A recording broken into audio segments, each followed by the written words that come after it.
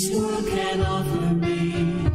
For I know that He alone can satisfy. Just to know He's leading in my life is worth everything that I might sacrifice. Oh, I want Jesus more than anything. Take nothing that I might want, and all the things that seem so dear. I'd rather have Him than any praise that men may give to me. I want Him to have control and be the breath of life in me. I'd rather have Jesus, I'd rather have Him than anything. He had power without end. From the heavens He ruled the universe. Countless angels waited on His every call. But one day I saw Him all alone on a road to death and untold agony. Just for me He suffered. Oh, what a price to pay. Take the fame that I might want, and all the things that seem. I'd rather have Him than any praise that men may give to me. I want Him to have control and be the breath of life in me. I'd rather have Jesus, I'd rather have Him than anything.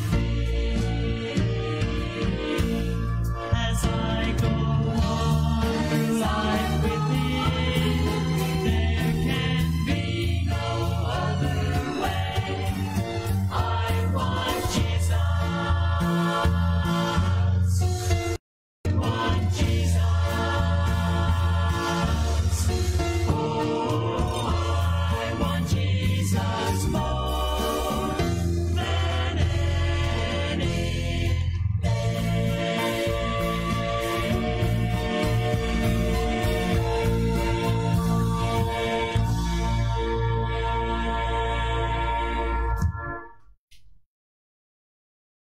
Magandang umaga po sa ating lahat. Kumusta po tayo sa araw ng Martes? October 12 na po tayo sa araw na ito. At nagpapasalamat po tayo sa Panginoon that tuloy-tuloy pa rin po ang ating buhay, di ba? So, kumusta po kayo dyan? At sana po naging okay po ang ating umaga kahit maulan, di ba? At kahit dito po sa Davao may mga medyo mainit na rin ng konti, pero sa gabi po talagang umuulan dito sa Davao City. I think sa mga party po ng part ng Davao del Norte umuulan din. I think and maybe sa part ng Davao de Oro talagang maulan ngayon. So good morning po sa atin ngayon. Sa nakikinig po ngayon sa atin sa araw na ito.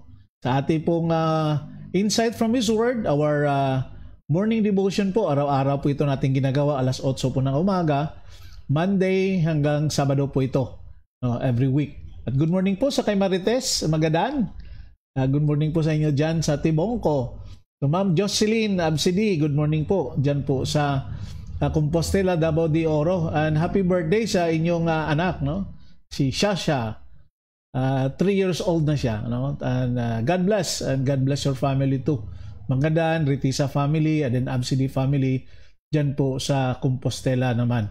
At Nagpapasalamat tayo sa Panginoon for our kids. Ang aking apo ngayon na si Peebles, medyo may lagnat din, may fever din siya. No? So, been praying for our kids.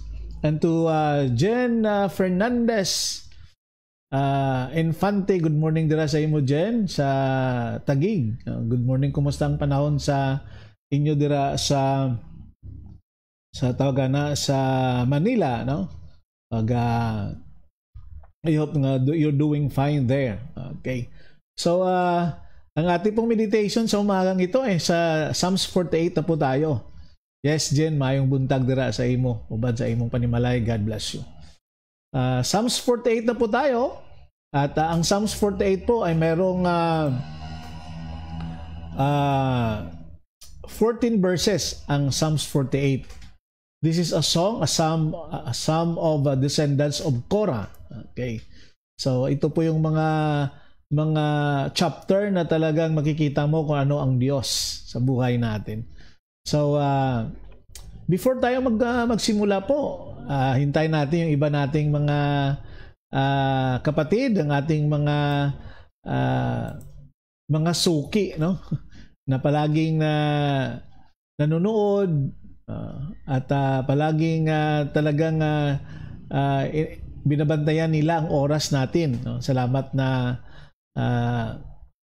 mayroon po tayong gano'n na attitude na makikinig ng salita ng Diyos. Even though na marami din mga pastor na gumagawa ng tawag nito ng online live stream na streaming everyday, at salamat na nandiyan po kayo. So samahan niyo po ako, 30 minutes po tayo, at ang batian natin dito, no, nag-greet tayo.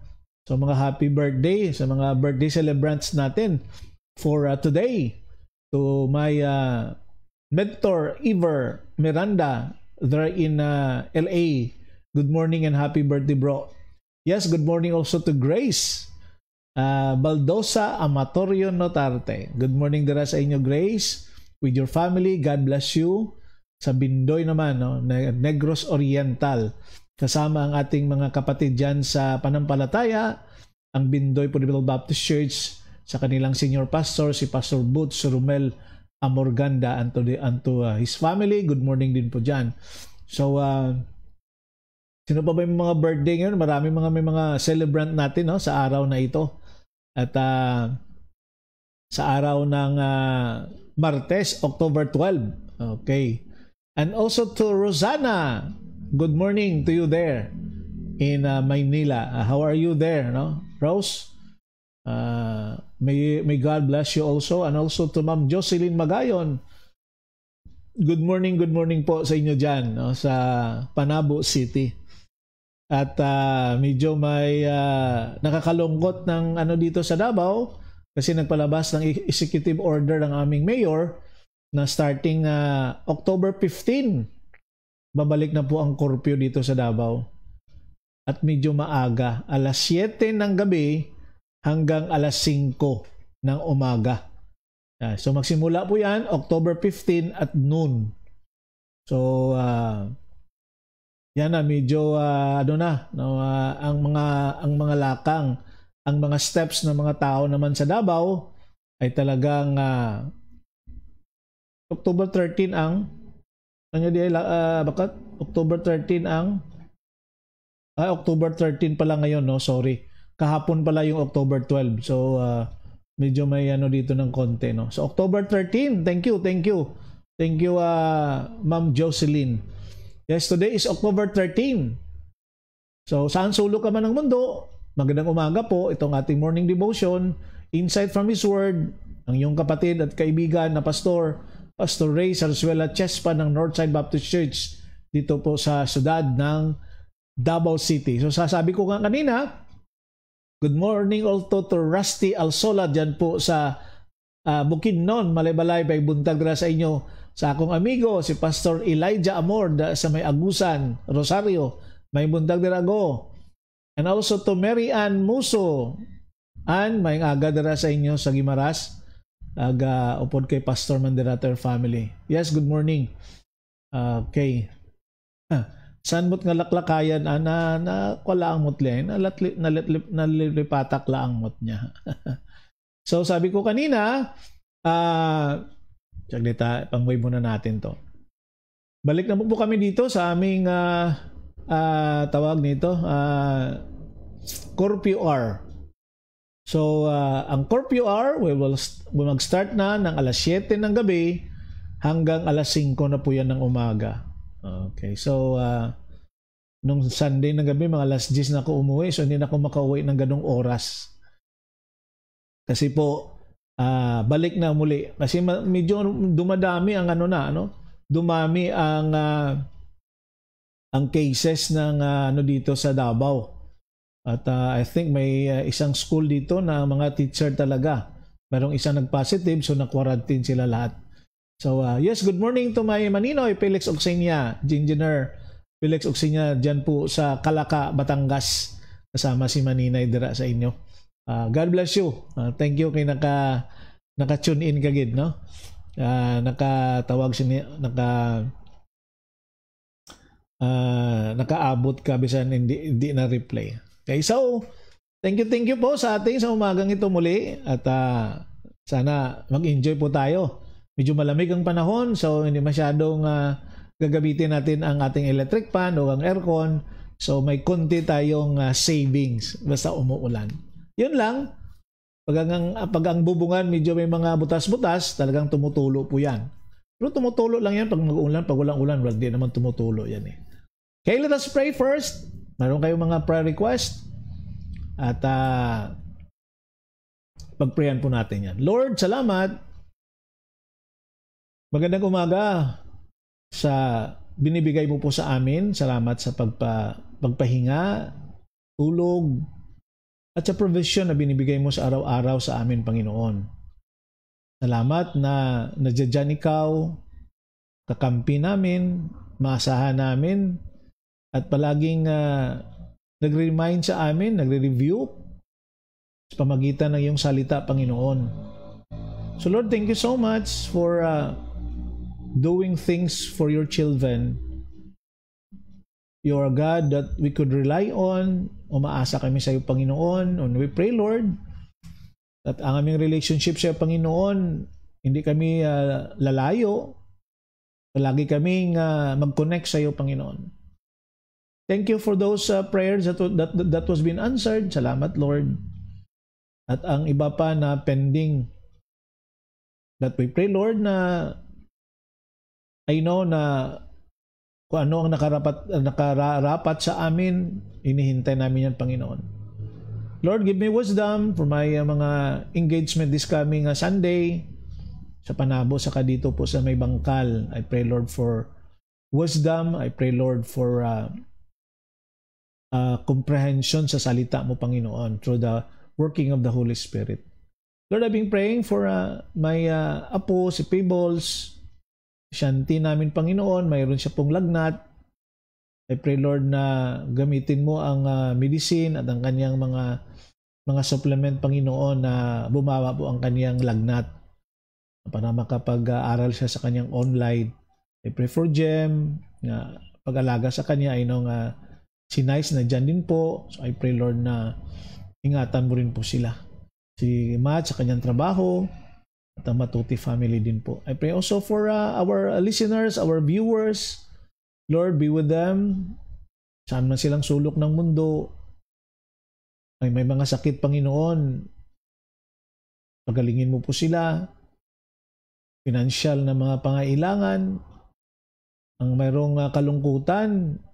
Kasi po, pumanaw ang kanilang mga mahal sa buhay. Lord, be their comfort sa kanilang family.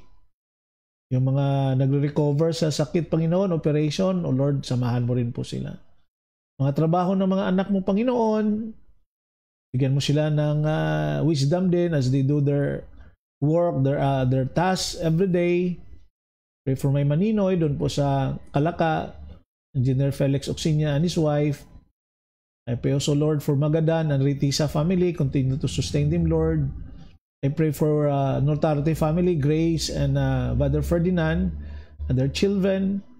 Oh, Lord, be with them. I pray for Jen and Fernandez Infante, Panginoon, doon po sa Taguig. Continue to sustain their family too. Ingatan mo rin po sila, Panginoon. I pray also, Lord, for Absidi family, Pastor Jesette and Ma'am Jo, and the birthday celebration ng kanilang anak na si Shasha, Panginoon. May this kid will grow based on your grace and sufficiency of your mercy. Tulungan mo sila, Panginoon, as they do the ministry there sa Compostela, Panginoon. Pray for Ma'am Bagayon, Ma'am Josie Magayon, continue to bless her, Lord, her family, kanyang mga ginagawa sa araw-araw, but most sa kanyang spiritual life. At ang Panabo Fundamental Baptist Church, also praying for Pastor Siras as their senior pastor and his family, Pastor Comendador, and his family also, ang kanilang school, kanilang church building, Panginoon. At mag-isa pa po sila sa buklod-buklod para sa pag-pray sa matapos ang kanilang simbahan. Praying also, Lord, for Pastor Dapar sa Santo Tomas. I pray, Lord, that you should be with them. Also for the Redeemed Baptist Mission sa New Katipunan, sama kanilang pastor, si Pastor Ruiz and his family, si Josh, at ang isang lang anak, si Grace. O Lord, provide also the needs. At ang mga kapatiran din po doon, mga Andamon family, Hidalgo family, Pukdol family, ibang pa mga Dalisay family, Lord be with them. Kanila mga ginagawa sa araw-araw, tulungan mo rin sila, Panginoon. I pray, Lord, that your sustaining grace be with them. I pray also for Abby Magadan, ang anak nila ni Marite sa kani Ronron, ang total healing sa kanila, Panginoon. I pray, Lord, also for my sister-in-law sa Tibiates doon po sa Itugon, Benguet. Nagumaling na po siya. Si Brother Victor C. Piniprehan ko rin po na ang total healing at sa kanyang operation, Panginoon. And also to their businesses. Na mago ito, Panginoon. Also praying, Lord, for our member ng Northside Baptist Church. O Lord, be with them sa araw-araw sa kanilang mga ginagawa. Aming mga bata, aming mga estudyante, Panginoon. Lord, ingatan mo po sila. Thank you so much, Lord, for today. Ingatan mo ang bawat isa dito sa amin sa Davao City. Big praying for our mayor, Panginoon. The vice and even for the councilors sa pag-isip kung ano ang maganda para maiwasan itong paglaganap ng COVID sa araw na ito. At sa matapos na rin po ito. Nakalungkot na may curfew po kami hanggang December 31 that I pray, Lord, na maging maingat po kami. May family, may wife sa kanyang pagtuturo ngayon. Ingatan mo rin siya, Lord.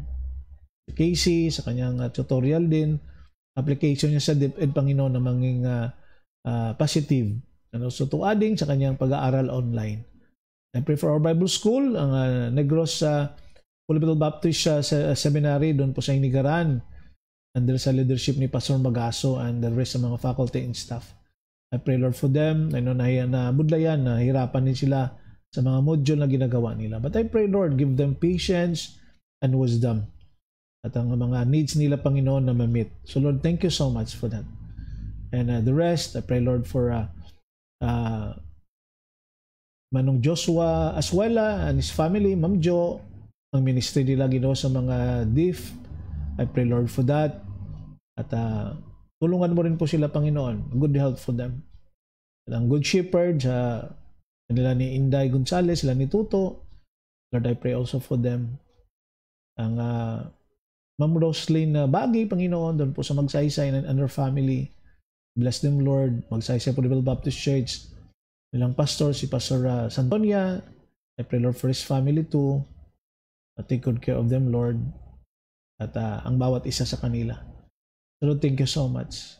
Lord, bless us as we continue our meditation, Panginoon, sa Psalms 48.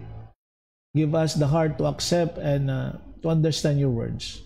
Help me, Lord. Tulungan mo ako, Panginoon. So we commit to you our lives and thank you for the gift of salvation and thank you, Lord, for forgiveness of sin. In Jesus' name we pray. Amen. Okay, so to Pastor Reynan Acosta, good morning. Diyan po sa Mangagoy, Pastor Dapar sa Santo Tomas. And also to Pastor Randy Ritisa. And also to my batchmate, Emily Pabiona, diyan po sa Maynila. Good morning po kayo diyan. And to Kuya Ting Tubal, and to your family, Kuya. dyan po sa Baguio City. Magandang umaga po sa inyong lahat. So, tuloy-tuloy na po tayo sa ating meditation sa umagang ito. Okay, ang ating meditation, Psalms 48 na po tayo. No? Kailan lang tayo nagsimula? At ngayon, nandito na po tayo sa Psalms 48. 14 verses lang po ito, ang Psalms. And to Brother Tong, tutog dira sa Kirayan, may ngaga dira sa inyo Tong, kumusta ka mo dira? You know what? The people of Israel always have been proud of Jerusalem. Okay? Welcome. God bless, Bakat Juicy.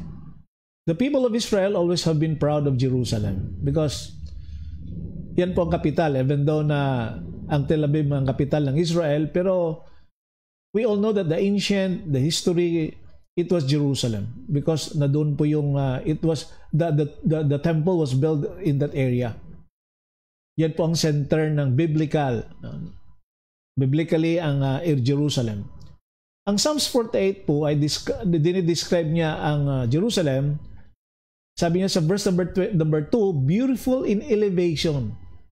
The joy of the whole earth is Mount Zion. Yan, no? Yan ang pag-describe ng psalmist.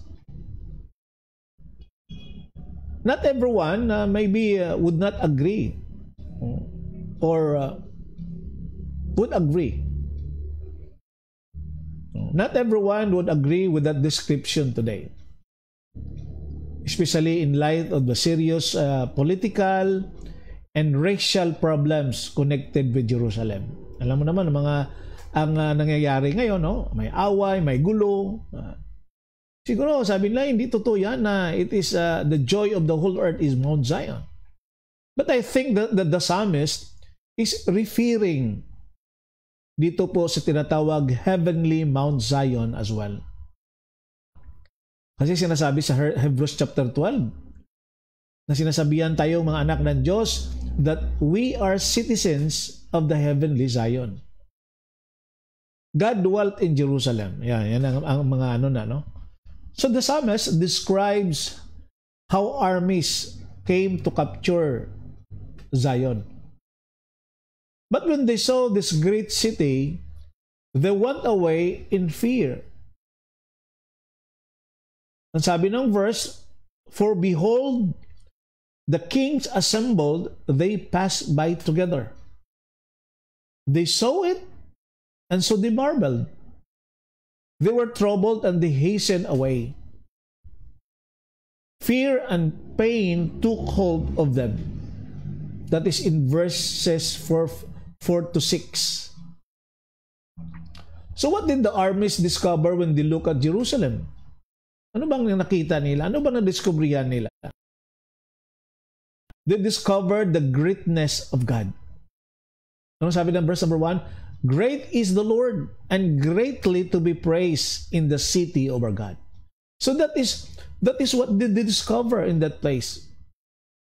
So the writer who wrote Psalms 48, when he looked at Jerusalem, he discovered the greatness of God. Because that is the reality of life. Our God is a great God. Ano pang, di ba may kanta doon, how great thou art. He is the creator of the universe. He is the creator of our lives. And everything exists because of Him. And without Him, walang mangyayari po.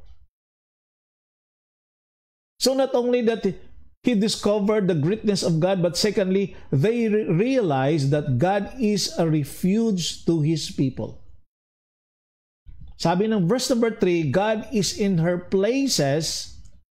He is known as her refuge. See? He is our help. Sabi ko di ba, the word refuge, it means that is the place where you go. May mga refugee camp tayo, we call that. There are places that we call it a refuge place. Why? Because we go there because we want help. And we want to be dependent. So God is our refuge. Not only in times of troubles, but as long as we live, He is our refuge. He is our help. God is not only a king. He is one to whom we can come with all our problems and needs. Ibang klase siya pong hari. Di ba? Ang mga hari dito ngayon, hindi ka ba kalapit doon na basta-basta lang? Talagang mayroong mga gwardya yan, mayroong mga alala yan na before ka makarating doon, ang dami mo pang mga protocols. Before you reach the king of the day, there are many protocols that you should follow. The guard is there. But you know what?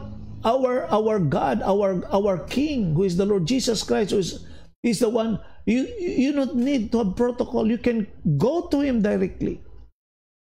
You can come to Him without hesitation because He's always welcoming us. So He's the one who we could come with all our problems and needs, crises in life, difficulties in life. He is there. He is willing to listen. And not only to listen, but also to help. Why? Because He is our refuge. The greatness of God. Good morning to Brother Ricardo Poblador. Diyan po sa mga agoy, sa Surigao. So as God built the city, itong Mount Zion na ito, He is building our lives. Yes, thank you for always watching, brother. You may wonder why you experience sorrow, disappointment, heartache, perhaps even tragedy in life. Because God is building you and protecting you. So, part po yun, no? That is a package that if God is what we call building and protecting us, those situations, the circumstances, part po yun. Kasi may mga plano, may mga purpose ang Panginoon po dyan. Diba? So you don't have to be afraid. If disappointment, sorrow, heartaches, crisis, difficulties in life, ma-experiensyahan mo. Or even tragedy. Because God is building lives within us and He is protecting us. God established the city of Jerusalem, and His greatness in around the city was evident. So likewise, we are a citizen of that heavenly Zion, and He dwells within. You know what? As He is our refuge, God protects and looks after your needs. So let Him care for you and establish you. Oh, what a beautiful reminders to all of us children of God. At ang lahat pong nakikinig sa amin na wala pa kayong relasyon sa Panginoon, why not open your hearts? Why not make a decision of life to receive Him as your Lord and Savior? And allow Him to be the master of your lives. Receiving without hesitation, receiving without doubting. And whatever comes, our lives is safe sa kamay ng Panginoon, because the moment that you will receive Christ as your Lord and personal Savior, repenting from all your sins, and acknowledge that without Him, life could not be better. Diba? To Brother Henry Calyao Dangangan, good morning. We are citizens of heaven. Doon po tayo na belong. That place where we belong. So kapatid, sana po, we should be thankful and we should rejoice that in spite of crises that we're encountering day by day, it could not compensate of what the Lord is doing sa buhay po natin. Okay? So sana po maintindihan po natin itong mga bagay na pinapag-usapan natin sa araw-araw. Okay? So, muli, ito pong ating insight from His Word, our morning devotion every day at 8 o'clock sa umaga, bawat umaga, Monday to Saturday. Muli, ang kaibigan nyo po, Pastor Ray Sarsuela Chespa. If you want, you could subscribe this to our YouTube channel. Ang pagkatapos ko po yun, sinishare ko rin po ang YouTube channel natin dito sa wall ko para makikita nyo. At doon po may mga compilation po tayo ng ating mga ginagawa sa araw-araw. Okay? Maybe you could watch this, you could share this to others so that blessing also be upon them. Okay?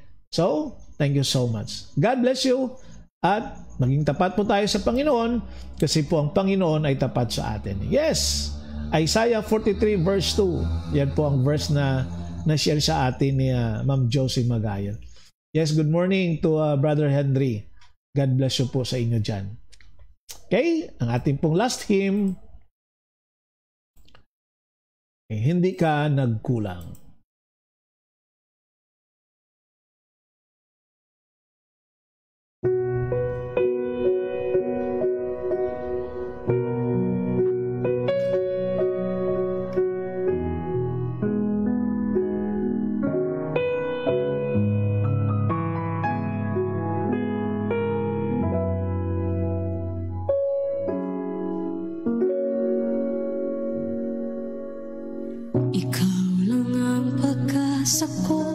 Tanging ikaw ang buhay ko, Jesus.